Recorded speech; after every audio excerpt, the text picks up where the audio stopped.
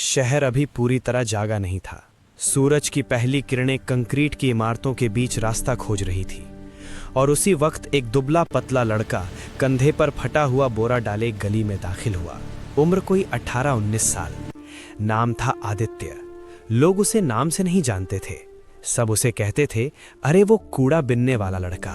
आदित्य हर सुबह 4 बजे उठता, माँ की पुरानी साड़ी से बने बोरे को उठाता और निकल पड़ता। होटल के पीछे, हॉस्टल के डस्टबिन, अस्पताल के बाहर पड़े मेडिकल वेस्ट के ढेर, जहां से जो मिल जाए, प्लास्टिक, बोतलें, कार्डबोर्ड। दिन चढ़ने तक बोरा भर जाता, दोपहर तक कबाड़ी को बेच देता। वही पैसे उसकी फीस थे, वही पैसे उसकी किताबें, वही पैसे उसका सपना। लोगों को ये जानकर भी फर्क नहीं पड़ता था कि वही कूड़ा बिनने वाला शहर के सरकारी मेडिकल कॉलेज में MBBS फर्स्ट ईयर का छात्र है। कॉलेज में उसकी पहचान अलग थी। फटी चप्पल, पुराने कपड़े, बैग में नई किताबों के ऊपर अखबार की जिल्द। कुछ लड़के हंसते थे, भाई आज कौन सा कूड़ा पड़ रहा है। कोई बोलता डॉक्टर बनेगा, पहले नहाना सीख ले। आदित्य कुछ नहीं कहता। वो जानता था जवाब देने में समय खराब होता है। उसे समय चाहिए था पढ़ने के लिए। रात को जब शहर सोता तब आदित्य जागता, सड़क किनारे लगे पीले स्ट्रीट लैंप के नीचे बैठकर एनाटॉमी पढ़ता। हड्डियों के नाम, नसों के रास्ते, दिल की धड़कनें। उसे सबसे ज्यादा दिल पसंद था। अगर दिल ठीक रहे तो इंसान सब कुछ सह लेता है, वो खुद से कहता। उसके पिता सालों पहले चले गए थे। माँ दूसरों के घर बर्तन मांजती थी।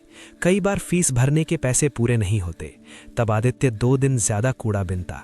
भूखा रहता, लेकिन किताब अधूरी नहीं छोड़ता। एक दिन कॉलेज में प्रोफेसर ने पूछा, बताओ अगर मरीज के पास पैसे ना हो तो डॉक्टर का फर्ज क्या है।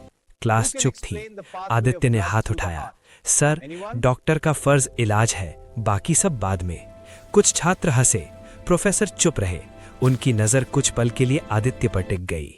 उसी शाम आदित्य अस्पताल के बाहर कूड़ा बिन रहा था। सामने वही बड़ा प्राइवेट हॉस्पिटल जहां 1 मिनट की फीस में किसी गरीब का साल निकल जाए। वो रोज वहां से गुजरता था, लेकिन उस दिन किस्मत ने उसे वहीं रोक लिया।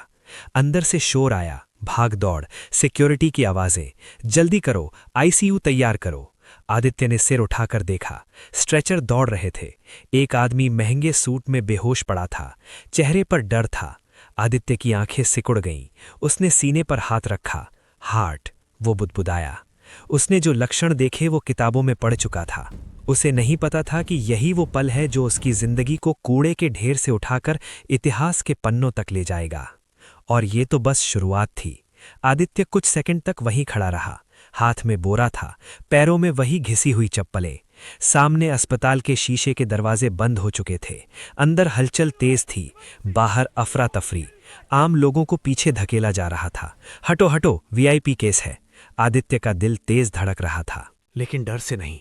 दिमाग में एक ही चीज घूम रही थी, ये साधारण हार्ट अटैक नहीं है।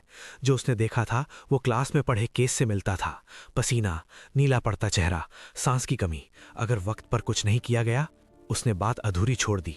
वो अंदर जाना चाहता था, नहीं जाना नहीं, दौड़कर पहुंचना चाहता था।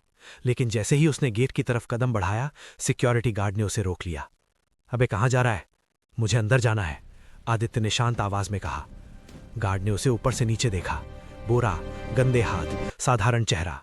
तो पागल है क्या? हट यहां से। आदित्य ने फिर कोशिश की। वो आदमी बहुत गंभीर हालत में है, शायद मैसिव हार्ट अटैक। गार्ड हंस पड़ा। ओहो डॉक्टर साहब, चल निकल, वरना भी डंडा पड़ेगा। आदित्य पीछे हट गया, लेकिन नजरें अब भी कांच के दरवाजे के पार थीं। उसे अंदर भागते डॉक्टर दिख रहे थे, बड़े बड़े नाम, महंगी डिग्रियां, फिर भी चेहरे पर घबराहट साफ थी। उसके हाथ अपने आप कांप गए। अगर मैं गलत हुआ तो? अगर मैं अंदर गया और कुछ बिगड़ गया तो? उसने पहली बार अपने डर को महसूस किया। वो सड़क किनारे बैठ गया, बोरा नीचे रखा, माथे पर हाथ रखा। उसे अपनी माँ याद आई। बेटा, तू चाहे कुछ भी बने, लेकिन गलत काम मत करना। ये गलत था या सही? कानून के हिसाब से गलत, इंसानियत के हिसाब से? अंदर से एक नर्स बाहर भागती दिखी। डॉक्टर साहब, BP गिर रहा है। किसी ने कहा ICU रेडी रखो, कुछ समझ नहीं आ रहा। आदित्य उठ खड़ा हुआ। अब डर पीछे छूट रहा था। उसने खुद से कहा, अगर आज चुप रहा तो सारी पढ़ाई बेकार है। वो दोबारा गेट की तरफ बढ़ा। इस बार आवाज में झिझक नहीं थी। मैं मेडिकल स्टूडेंट हूँ, उसने ऊंची आवाज में कहा। कुछ लोग रुके। मैं MBBS कर रहा हूँ और मुझे लगता है कि अंदर जो हो रहा है वो सही दिशा में नहीं जा रहा। एक डॉक्टर ने पलट कर देखा। तुम? आदित्य ने सिर हिलाया। हाँ मैं, और अगर आप मुझे 5 मिनट देंगे तो शायद एक जान बच सकती है। हॉल में सन्नाटा फैल गया। कुछ हंसे, कुछ गुस्से में थे। ये मजाक का वक्त नहीं है, किसी ने कहा। आदित्य जानता था अब पीछे हटने का कोई रास्ता नहीं। या तो वो यहीं रुक जाएगा हमेशा के लिए कूड़ा बिनने वाला बनकर, या फिर वो करेगा जिसके लिए उसने कूड़े के ढेर में बैठकर सपने देखे थे। और अंदर समय तेजी से खत्म हो रहा था। हॉल में खड़े लोग आदित्य को ऐसे देख रहे थे जैसे कोई गलत जगह आ गया हो। किसी ने फुसफुसाकर कहा, ये वही कूड़ा बिनने वाला है ना? दूसरे ने हंसते हुए जवाब दिया, अरे हाँ यही, आज डॉक्टर बनने का नाटक कर रहा है। आदित्य ने किसी की तरफ नहीं देखा। उसकी नज़र सिर्फ उस दरवाजे पर थी जिसके पीछे एक आदमी मौत से लड़ रहा था। तभी एक सीनियर डॉक्टर सफ़ेद बाल और भारी आवाज़ वाला आगे आया। नाम क्या है तुम्हारा? आदित्य सर। और तुम क्या करोगे अंदर जाकर? आदित्य ने बिना रुके कहा, पहले एंजियोग्राफी रिपोर्ट देखूंगा। अगर मेरी समझ सही है तो ब्लॉकेज ऐसी जगह है जहां डायरेक्ट इंटरवेंशन रिस्की है। डॉक्टर की भौहें तन गईं। ये सब तुम्हें कैसे पता? किताबों से सर, और रातों से उसकी आवाज में न घमंड था न डर, सिर्फ यकीन। कुछ पल के लिए डॉक्टर चुप रहा। अंदर से फिर आवाज आई, सर पल्स बहुत वीक है। डॉक्टर ने गहरी सांस ली। ठीक है, उसने कहा, 5 मिनट। अगर तुमने एक भी गलत कदम उठाया तो तुम्हें खुद बाहर फेंकूंगा। आदित्य को यकीन नहीं हुआ। धन्यवाद सर। उसके हाथ कांप रहे थे जब उसने बोरा एक कोने में रखा। वो हाथ जो कुछ देर पहले कूड़ा उठा रहे थे अब दस्ताने पहन रहे थे। ऑपरेशन थिएटर की लाइट आंखों में चुभ रही थी। मशीनों की बीप बीप उसके दिल की धड़कन से मिल रही थी। मरीज स्ट्रेचर पर पड़ा था। उम्र 50 के आसपास, महंगे कपड़े लेकिन चेहरा सफेद। मॉनिटर पर लाइनें गड़बड़ थी। आदित्य ने स्क्रीन देखी। उसका शक सही था। लेफ्ट साइड में मेजर ब्लॉकेज है, उसने धीरे से कहा। एक नर्स ने हैरानी से उसकी तरफ देखा। डॉक्टर ने पूछा, अब? आदित्य ने निगलते हुए कहा, अगर अभी स्टैंडर्ड तरीका अपनाया गया तो दिल जवाब दे सकता है। कमरे में सन्नाटा था। तो तुम्हारा तरीका? आदित्य ने सिर उठाया। रिस्की है लेकिन यही आखिरी रास्ता है। डॉक्टर ने घड़ी देखी। तुम्हारे पास 2 मिनट हैं। आदित्य ने अपनी सांस संभाली। उसने मां का चेहरा याद किया और फिर हाथ बढ़ाया। उस पल वो ना गरीब था ना कूड़ा बिनने वाला। वो सिर्फ एक मेडिकल स्टूडेंट था जो एक इंसान की धड़कन थामे खड़ा था। ऑन ऑपरेशन थिएटर में घड़ी की टिक टिक अचानक बहुत तेज लगने लगी। हर सेकंड किसी फैसले जैसा था।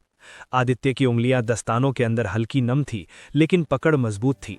उसने खुद से कहा, डर को बाहर रखो, दिमाग को अंदर। सीनियर डॉक्टर उसकी हर हरकत देख रहे थे। कुछ को गुस्सा आ रहा था, कुछ को डर और कुछ को अजीब सा कौतूहल। अगर कुछ भी गलत हुआ, एक डॉक्टर ने धीरे से कहा। आदित्य ने बात पूरी नहीं होने दी। तो जिम्मेदारी मेरी होगी। उसने स्क्रीन पर फिर नजर डाली। ब्लॉकेज हार्ड है, उसने कहा। सीधे रास्ते से दबाव डालेंगे तो आर्टरी फट सकती है। डॉक्टर ने चिढ़कर पूछा, तो क्या दिल से बात करेगा? आदित्य ने पहली बार उनकी तरफ देखा। नहीं सर, दिल के पीछे से जाऊंगा। कमरे में हलचल मच गई। ये बहुत खतरनाक है। एक स्टूडेंट ये सब करेगा, ये पागलपन है। आदित्य ने किसी की नहीं सुनी। उसने पतला कैथेटर लिया। उसकी हर मूवमेंट सोच समझकर थी, जैसे उसने ये सब पहले भी सैकड़ों बार किया हो। असल में किया भी था, किताबों में, वीडियो में, अपने दिमाग में। मॉनिटर पर लाइनें डगमगाईं। बीपी गिर रहा है, नर्स बोली। एक डॉक्टर आगे बढ़ा। रुको, आदित्य ने शांत आवाज में कहा। अगर अभी रुके तो सब खत्म। उसकी आवाज में ऐसा भरोसा था कि कोई आगे नहीं बढ़ा। उसने आखिरी हल्का सा दबाव दिया। एक पल के लिए सब थम गया। फिर बीप बीप बीप लय वापस आ रही थी। मॉनिटर की लाइन सीधी नहीं रही। दिल फिर से बोलने लगा था। किसी के मुंह से निकला, ये हो गया। आदित्य ने धीरे से हाथ पीछे खींचे। उसके कंधे ढीले पड़ गए। अब उसके हाथ कांप रहे थे, डर से नहीं, उतरते हुए तनाव से। सीनियर डॉक्टर कुछ नहीं बोले। कुछ सेकंड तक सिर्फ मशीनों की आवाज थी।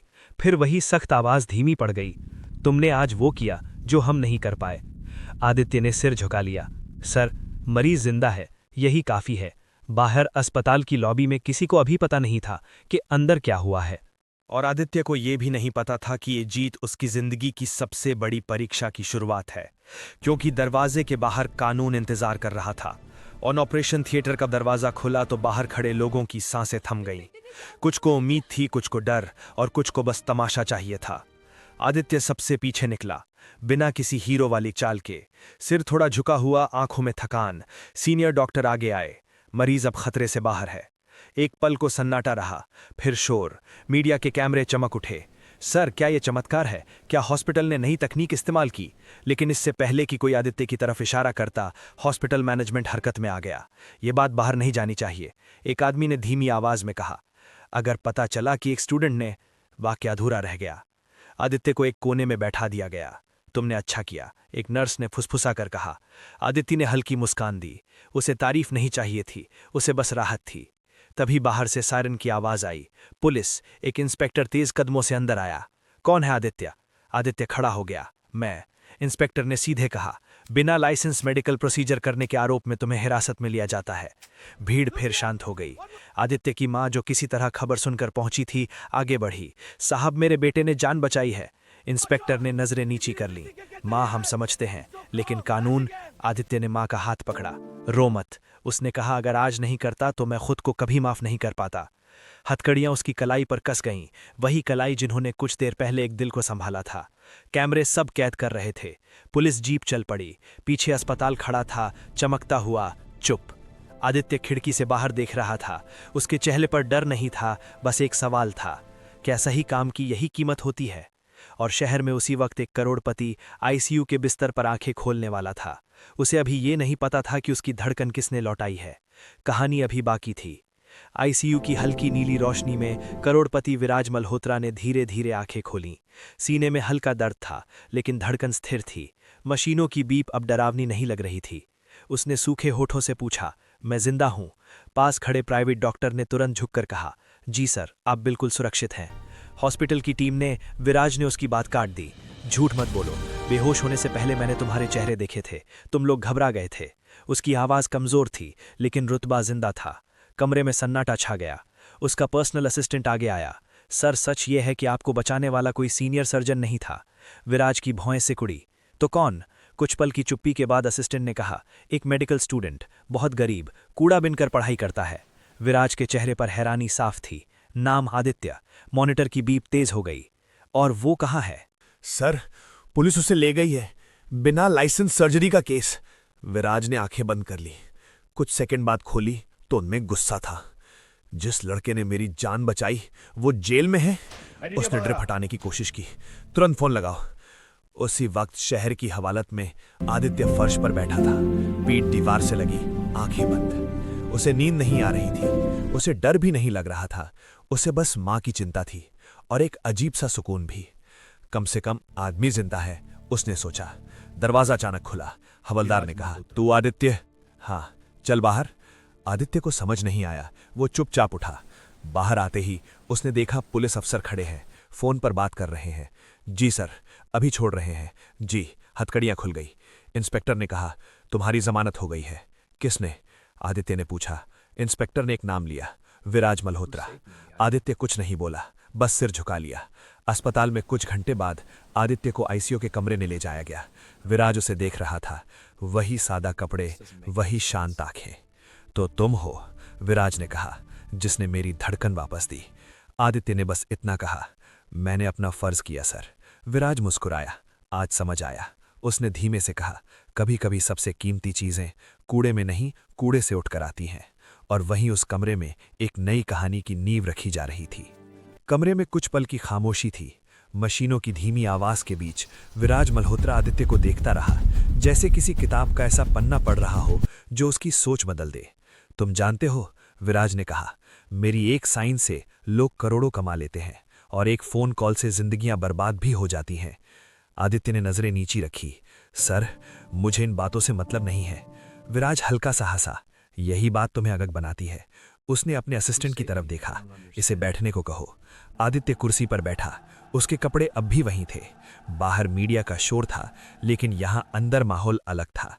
तुम्हें पता है, विराज ने कहा, हॉस्पिटल तुम्हें बचाने के लिए नहीं, खुद को बचाने के लिए चुप था। अगर मैं ना बोलता तो तुम आज भी जेल में होते। आदित्य ने पहली बार सीधे उसकी आंखों में देखा।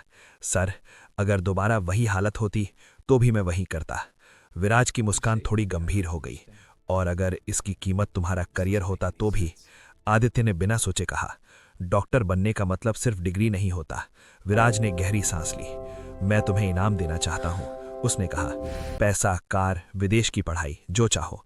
आदित्य चुप रहा। कुछ सेकंड बाद बोला, सर, अगर सच में देना चाहते हैं तो एक काम कर दीजिए, कहो मेरी माँ को अब बर्तन ना मांजने पड़े और मेरी फीस, किताबें, बस उतना। कमरे में मौजूद लोग एक दूसरे को देखने लगे। इतनी बड़ी जान बचाने के बाद इतनी छोटी मांग? विराज ने सिर हिलाया।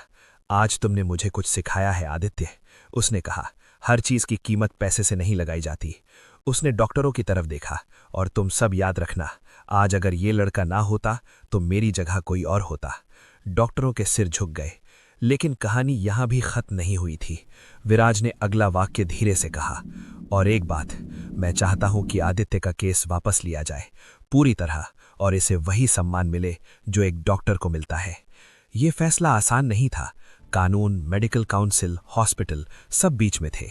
आदित्य समझ गया था ये लड़ाई अभी बाकी है, और ये लड़ाई ऑपरेशन थिएटर में नहीं, सिस्टम के सामने लड़ी जानी थी। अगली सुबह शहर अलग लग रहा था। अखबारों की सुर्खियां बदली हुई थीं। कूड़ा बिनने वाला नहीं, मेडिकल स्टूडेंट। जिस हाथ को समाज ने नजरअंदाज किया, उसी ने दिल बचाया। आदित्य मां के साथ एक छोटे से कमरे में बैठा था। वही कमरा, वही टूटी कुर्सी, लेकिन आज हवा में कुछ और था। डर नहीं। आदित्य ने अखबार मोड़ा। मां, शोर ज्यादा हो रहा है, उसने धीरे से कहा। मां ने उसकी हथेली पकड़ ली। बेटा, पहली बार लोग सच देख रहे हैं। उसी दिन मेडिकल काउंसिल की इमरजेंसी मीटिंग बुलाई गई। हॉस्पिटल के बड़े अधिकारी, सीनियर डॉक्टर और कानून के लोग आमने सामने थे। एक तरफ नियम थे, दूसरी तरफ एक जिंदा इंसान। सीनियर डॉक्टर वही बोले जो ऑपरेशन थिएटर में खड़े थे। अगर उस दिन आदित्य ना होता तो हम एक लाश पर चर्चा कर रहे होते। काफी देर बहस चली। आखिर फैसला आया। आदित्य पर कोई केस नहीं चलेगा। उसका मेडिकल रिकॉर्ड साफ रहेगा, और सबसे बड़ी बात, उसे स्पेशल मेरिट स्कॉलरशिप दी जाएगी। ये कोई इनाम नहीं था, ये स्वीकार था। कुछ हफ्तों बाद आदित्य फिर कॉलेज गया। इस बार लोग हंसे नहीं। कुछ ने रास्ता दिया, कुछ ने हाथ मिलाया। वही लड़के जो पहले ताना मारते थे अब पूछ रहे थे, भाई कैसे किया? आदित्य वहीं रहा, शांत, काम में डूबा हुआ। फर्क सिर्फ इतना था कि अब वो कूड़ा बिनने नहीं जाता था। लेकिन वो कभी नहीं भूला कि वो कहां से आया है। एक शाम वो उसी बड़े हॉस्पिटल के सामने खड़ा था, लेकिन इस बार बोरा कंधे पर नहीं था, आईडी कार्ड गले में था। उसने अंदर देखा और मन ही मन कहा, मैं आ गया। कहानी यहीं खत्म नहीं होती, लेकिन उस दिन से शहर ने एक बात सीख ली थी। इंसान की पहचान उसके कपड़ों से नहीं, उसके काम से होती है। अगर आपको ये कहानी दिल से अच्छी लगी हो तो वीडियो को लाइक जरूर करें, चैनल को सब्सक्राइब करें और अपने दोस्तों के साथ शेयर करें। कमेंट में जरूर बताएं कि आप ये वीडियो भारत के किस शहर या गांव से देख रहे हैं। आपका एक लाइक और एक कमेंट हमें ऐसी ही कहानियां लाने की ताकत देता है।